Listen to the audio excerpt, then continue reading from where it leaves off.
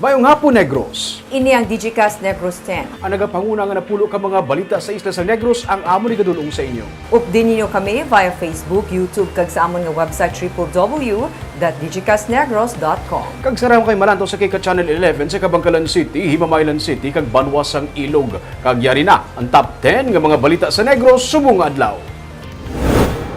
15 na tanan ang napatay sa COVID-19 ang nalubong sa Handumanan Public Cemetery sining bulan sa Setyembre. Isa ka boarding house gin-lockdown matapos magpositibo sa COVID-19 ang 19 ka mga boarders.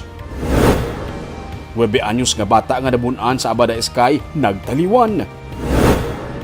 Sa Bacolod, isa na naman ka shooting incident ang nagluntad, isa patay. Kag sa Good Vibes, kilalahon ang astig ng barangay Tanod nga si Joe Marie. Inatanan sa Digicast Negros X.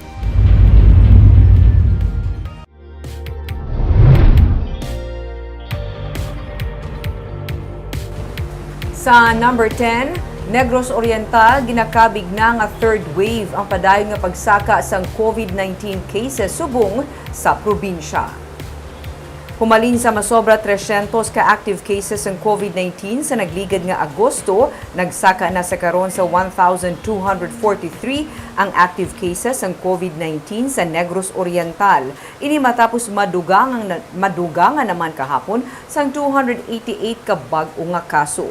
Gani ginakabig na karon sang Provincial IATF nga yara na sa third wave sang cases ang Negros Oriental bangod sa padayon nga pagsaka sang kaso sang COVID-19 dalaman sang Delta variant nga yara na karon sa probinsya. May isa man ka panibago nga Delta variant nga na-record ang Negros Oriental. Samtang base sa latest COVID-19 bulletin sang Department of Health Region 6, nagdangat na sa masobra 3,000 ang active cases ang COVID-19 sa Negros Occidental. Ang Bacolod nga may 83 ka bag-o nga kaso kahapon, ang may 1,854 ka active cases naman.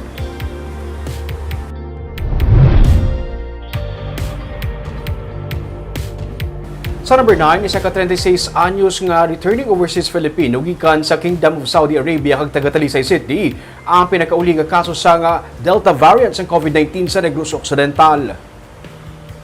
Sunod kay Dr. Ernel Tumimbang, August 29 nag-abot sa probinsya ang natungdan matapos mahatagan sa clearance. August 11 ini nag-abot sa Pilipinas kag nag-quarantine sa hotel sa Manila. August 20 nagwa ang iyang resulta nga positibo siya sa COVID-19. Rason niya ginpalawig pagid ang iyang quarantine. Siya ang fully recovered na.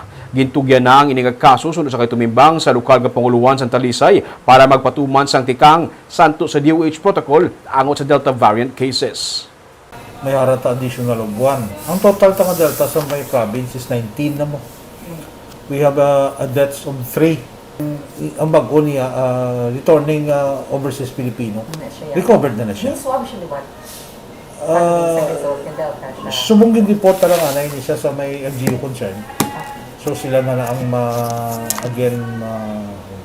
implement some protocol with regards sa Delta.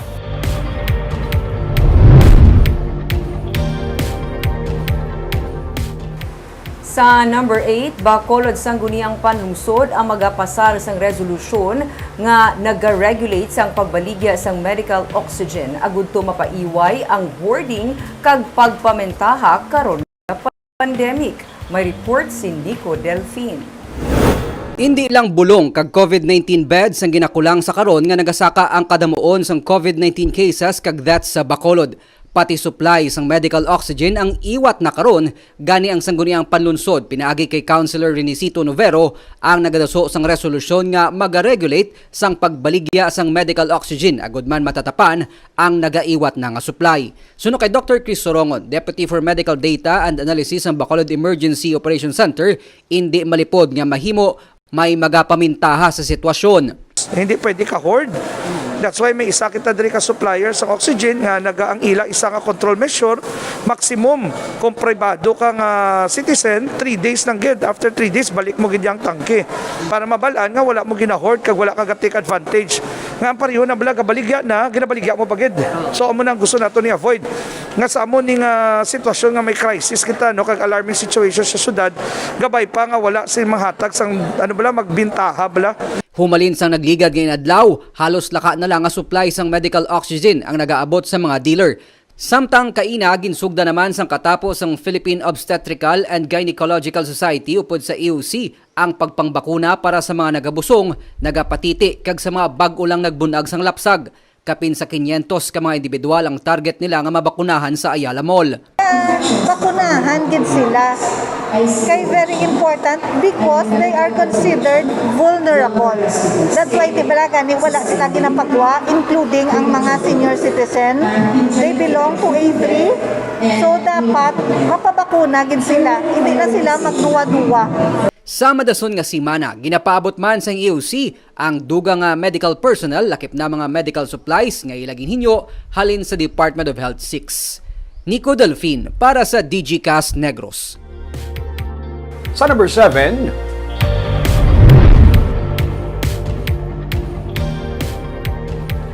duha ka mga persona ang patay sa dugang mga kaso sa pagkalumos. Patay na sa masapwan sa otoridad sa Lunes sa kilid sang suba sa Barangay Talok sa Bago City ang 39 anyos nga si Romel Cornel matapos inigid report nga missing sang Domingo nga adlaw. Sa investigasyon sa Bago PNP, upod nga nagpauli si Cornel kag ang iya sini nga hinablos Domingo sang gabi, pero suno sa pulis ginbilin siya sa kilid sang suba sang iya hinablos bangod sang tuman nga kahubog. Ang hinablos na lang amo ang nagtabok sa suba kag nagpangayo sang bulig. Apang sa iya pagbalik, wala na ang iya nga tiyo. Pagkasunod nga adlaw, nakita ang lawas ang biktima 2 ka kilometro ang kalayon kag posible ginanod ini sang suba o kung naanod ini sa suba kung sa diin siya nalumos. Samtang patay naman sa Lunes ang 57 anyos nga si Warlinda Yanson matapos malumos man sa baybay sa Barangay Zone 1 sa Pulupandan. Sunod sa PNP, kuwaon na kuntani ni Yanson ang isa ka kawayan nga nagalutaw sa baybay sang siya ang gindala sang makusog nga balod sa tunga sang lawod. Gintingwaan pa nga mabuligan sa mga mananagat ang biktima kagindala sa ospital pero gindeklarar man ini nga dead on arrival.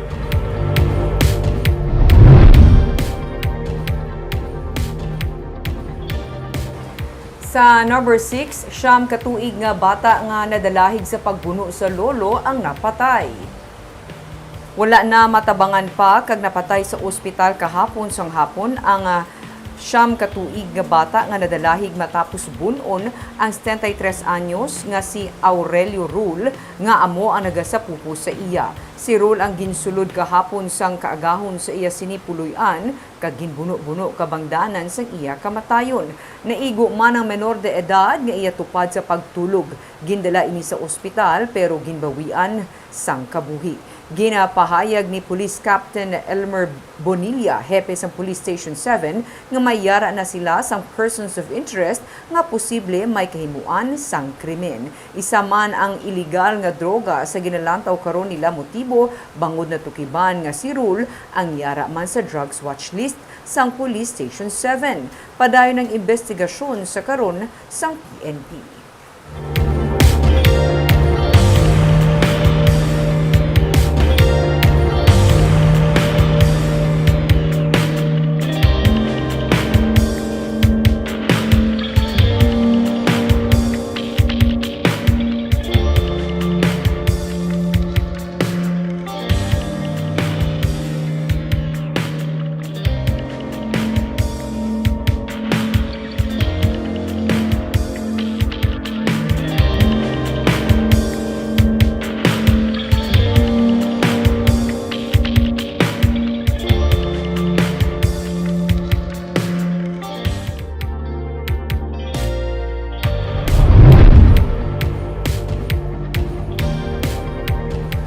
Sa number 5, isa na naman kalalaki ang patay matapos may magluntad na naman nga shooting incident sa Bacolod City, sinigid lamang nga hapon.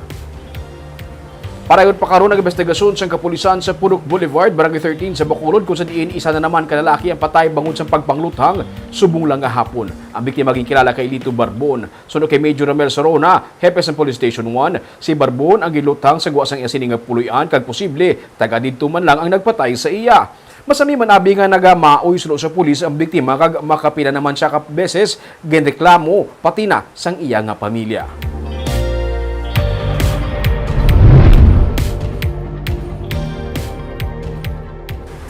Sa number 4, magluwas kay Talisay City Mayor Neil Lizares may 16 kaiban pa nga nagpositibo sa COVID-19 sa Talisay City Government Center.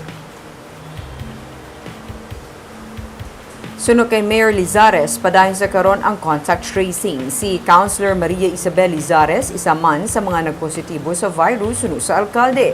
Ginmando ang pagpatuman sa skeleton workforce subong nga adlaw kag Huwebes.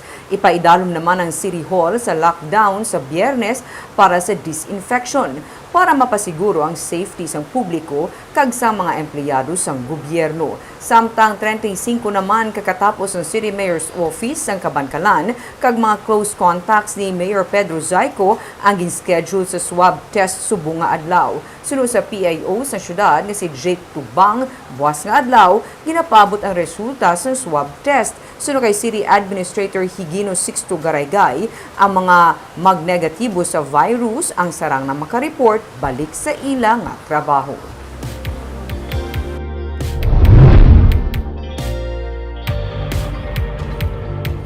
Sa number 3, isa ka boarding house sa Barangay Pahanukoy sa Bacolod City ang lockdown matapos nga 19 sa 32 ka mga boarders nagpositibo sa COVID-19. Nasaylo na sa isolation facility ang 19 sa 32 ka mga nagapuyo sa boarding house nga nagpositibo sa COVID-19 sa Barangay Pahanukoy. Ginpaidalom na sa lockdown ang boarding house kag hugot nga ginamonitor sang barangay ang kahimtangan sang 12 ka mga nagnegatibo sa RT-PCR test. Sunod kay Dr. Chris Rongon, una nga nalatan ang 21 anyos nga lalaki nga isa ka factory worker. May ginpadala na nga swab specimen sa Philippine Genome Center agud mapatod sang EOC kung ano nga COVID-19 variant ang posible ginhalinan sang clustering of cases.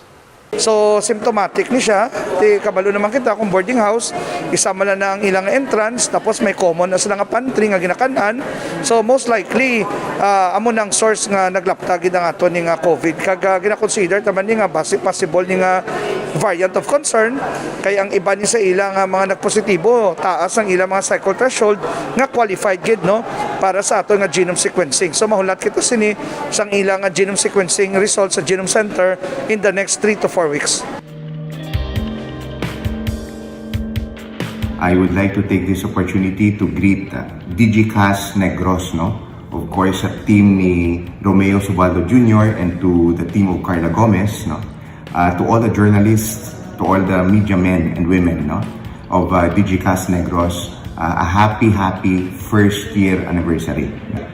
The reason for this performance is because the people trust you, no? Grabe ang pagsalig ng tao sa inyong team. So to Digi Cast Negros, congratulations, a happy anniversary. Always remember that you have the support of the people of Himaylan.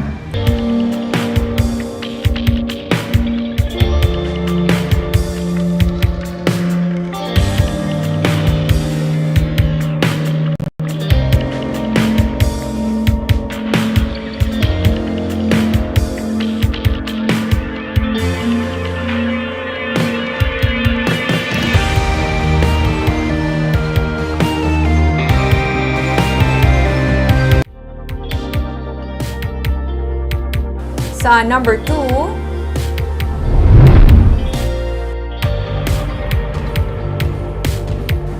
$3,514 sa karon ang na-record nga COVID-19 cases sa bulan sa Setyembre sa Negros Occidental.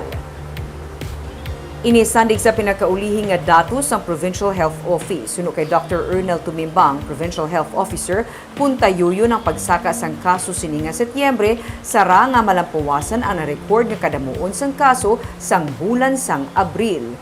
3,991 ang na-record nga COVID-19 cases sang Abril kag suno sa PHO, ini ang pinakamataas nga na-record nga kadamuon sang kaso sang COVID-19 sa sulod sang isa ka bulan sa Negros Occidental.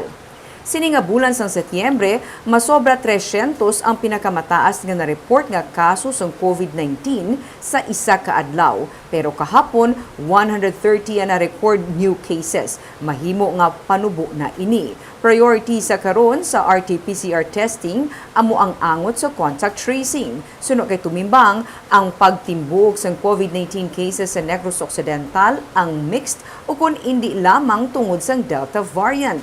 Sa bilog nga nasungsod 38% o kung ang predominant sa COVID cases ang tuga sang Delta variant. 3,514. Pila na lang yung lagano niya, ma-surpass niya na ang April. But I hope hindi, no? But just the same, bisan mag-decrease siya, may numbers masagya pong i-add. Nakuha mo? Bisan mag-decrease siya, tag 10 every day, how many days pang remaining sa April? So that might be nga masurpass siya niya. Delta naman ganito. Mixed man siya ka, Carl. Pwede galing ang aton na tanaw. This is not Delta, this is the positive case per day. Ang aton nila tanaw, yung mixed ni siya, but subong niya ang Delta, ginang predominant na dead fact mo. That is nationwide. Kaag sa numero 1 sa mga balita, subong nga adlaw.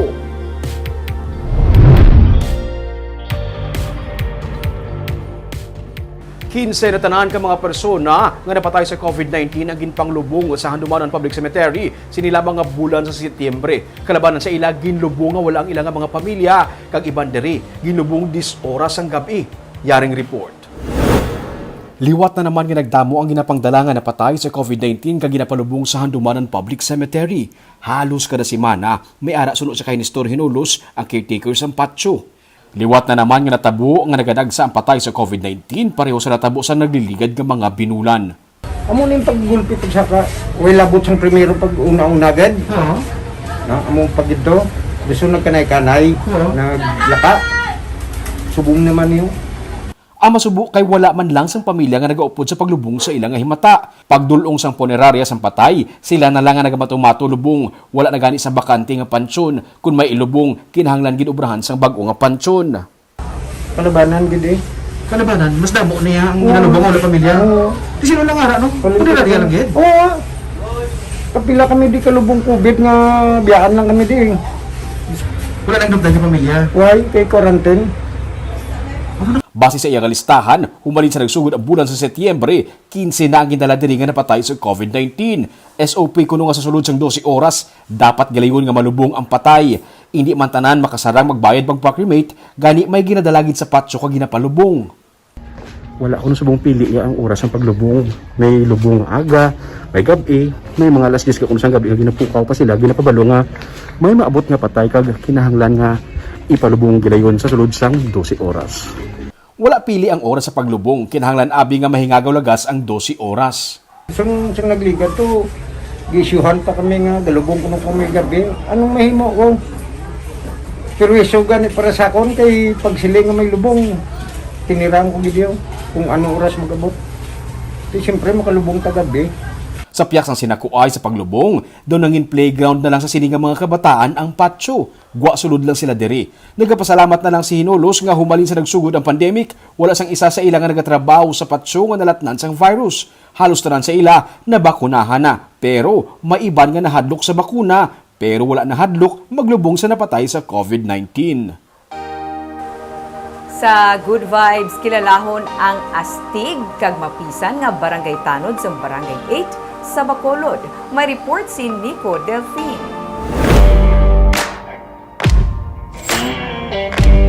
Ini si Nano, maisog kag masalikan. Ining paglaragway sa iya mga kaupod sa barangay tanod nga si Jo Marie Adlaon, ang small but terrible nga tanod sang barangay 8 sa Bacolod. Sa tion sang emerhensya, kinagamo, kalamidad kag sa pagpasiguro sang kalinong kag katawhay, present siya. Gani bisan si punong barangay Joan Magalona ang napabilib man sa iya. Amo na siyang pinakapisan sa ilatanan, maskin gamayon lang na siya. Pero kung ano lang nang isugo, may sa iya, ara gina siya dayon. Pag nagapati, gina sa dayon. So, tumiro to nagduwa-duwa, pa ko kay tinagambal, kung nga kaya yaihan, nga mangin tanod siya, kay tungod sa iyang sitwasyon, then, basi bala kung sulusun lugo, nang siya bala nga hindi, siya bala pag ano sa mga tao, pag sundon, kay ti, amo nang iya nga sitwasyon. Pero sang pagkuha ko na sa iya, dira ko nakitaan kay isog na sa iya. Ikasyam sa napulo ka mga mag-ulutod si Jo Marie nga nagpasimpalad magtrabaho sa Bacolod halin sa kaumhan sang barangay Magbalyo sa Kabangkalan. Pero nangin kilala siya sa barangay nga Nano, bangod man sang iya kakulang sa pisikal nga kataason. Pero ang iya manubo nga height ang hindi nangin sablag para siya pagbulig sa pamilya. Ilabi na sa duwa niya ka mga hinablos nga iya ginapa-eskwela. Sa magamay nga hayob-hayob nagaisahanon si Jo Marie nga nagapuyo.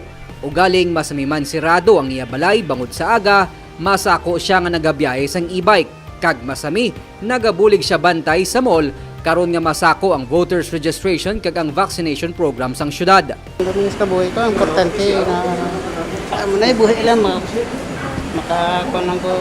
Lumati, lang ko kumari. Ngakon ko ka pasimpalan ng blaseraw. Kaya kung dito ka sa bukid, huwag man ito pangitan. Puro lang to kampo. Istorya ni Jo Marie nga halinpas ang una, madamo nang nagasunlog sa iya bangod sang iya height. Pero wala niya ini ginasapak, agud makalikaw sa away, ilabi na karon nga nagapanaway, kag nagabantay siya bilang tanod sang barangay. Nabugno ko lang sila yan. Kung sila sa akong tulog. Ay, ginadet mamo na lang. Oo. Sa edad nga 44 anyos, nagalaom pa si Jo Marie nga makakita sang iyaman mangin kaupod sa pagpangabuhi. No girlfriend since birth, tama na. Uy, kapagi. Ano Right. Nadlo ka mga luyag?